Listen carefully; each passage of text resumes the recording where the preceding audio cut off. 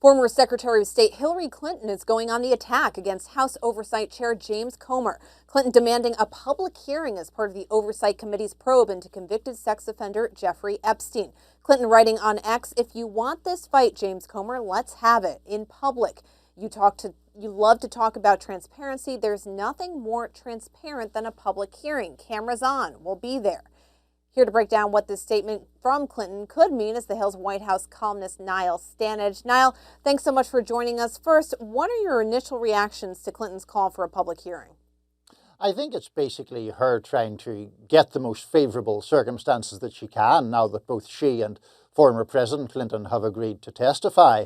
And I don't necessarily think there's anything nefarious about it. If one is testifying and one knows that at least the Republicans in the committee are going to be hostile, it seems to me fair enough that you would want it to be open hearing, broadcast live, where people can watch it in its entirety and make up their own minds. Whether this were Hillary Clinton or anyone else, I think the difficulty with closed-door hearings that are videoed is that the political enemy of whoever is testifying can then, at least in theory, release selectively edited parts of the video or leak parts of the video in a damaging way. The Oversight Committee pushed back in a social media post accusing the Clintons of spinning the facts but not addressing their demands for public testimony. Is there a real possibility that Comer could be open to this public hearing? Could we see the former Secretary of State and former President testifying live on television?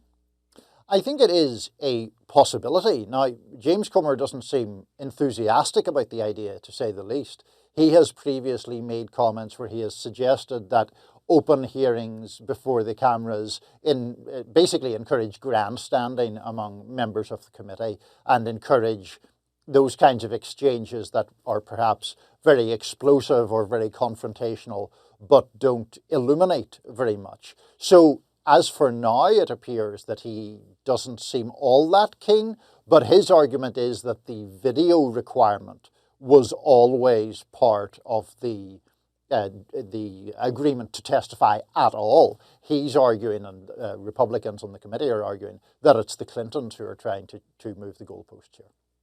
Niall, as you know, this whole saga has been we've seen the Clintons pivot from not cooperating on their testimony to wanting this public spotlight on it. What do you make of that shift in strategy? I think it was forced on them to some degree by the suggestion that they could be held in contempt of Congress. This is obviously going to be enormously controversial as a hearing, regardless of whether much of substance emerges from it or not. It seemed that the Clintons initially wanted to avoid it, were hoping to push back on any kind of idea like this, but the prospect of being held in contempt of Congress, I think, did change their view. There is, of course, the broader debate, Judy, as you know, that has played out across at least a couple of administrations now, of when people comply with requests to testify, subpoenas from congressional committees, and so on and so forth.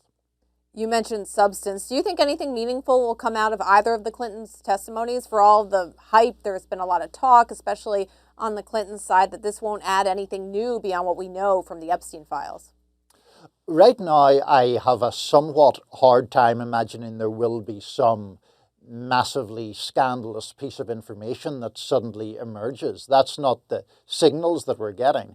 Having said that, I mean, generally speaking, it is better to get greater disclosure rather than less, and that was the argument for releasing the Epstein files in the first place. So it is possible that there will be some surprise, but I think it's perhaps more likely that there'll just be a lot of fireworks between the Clintons and the Republican members of this committee, but perhaps not a whole lot of substance.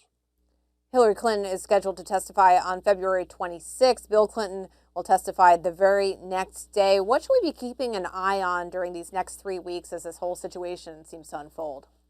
So, first of all, obviously this question of whether it will ultimately be an open hearing, or open hearings, I guess we should say, or open depositions, where both people do testify live, both Hillary Clinton and former President Clinton. But beyond that, I think this is obviously a political fight at some level. The reason all this squabbling is going on about the conditions is because both the Clintons on one hand and the Republicans on the other are trying to get the upper hand in terms of public messaging, pushing the narrative in their favour one way or another. So I think we're almost certainly going to see a lot more of that between today and the dates that they're actually due to appear. Niall Standish, thanks so much for joining us. Thanks, Judy.